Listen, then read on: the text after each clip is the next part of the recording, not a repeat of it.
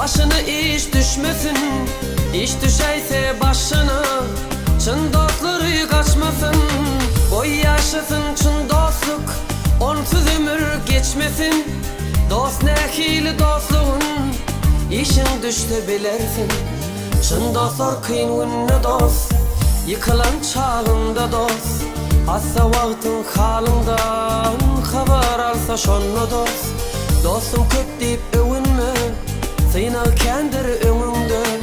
Hak dost kalır yanında, bir senin yerinde.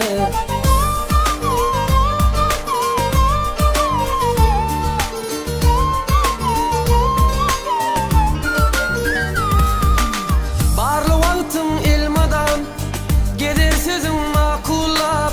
Yanında kim razı olur, işinde ağrı dilep.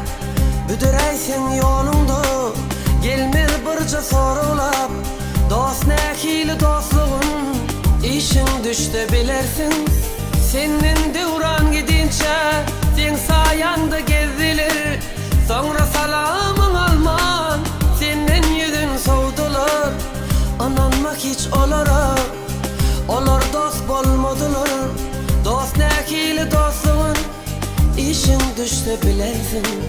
Çın dostlar kıyın günne dost, yıkılan çağında dost. Hassa vaktin halından haber alsa şonno dost. Dostum kendip beğenme, sıyna kendir önünde. Hak dost kalır yanında, bir senin yerinde.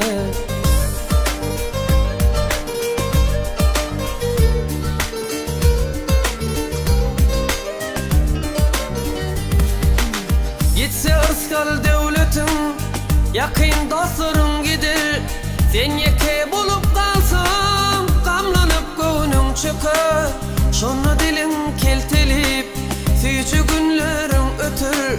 Dost ne hili dostluğun, ana şunu bilersin. Aydan sözlerime düşün, barsana Allah yakın.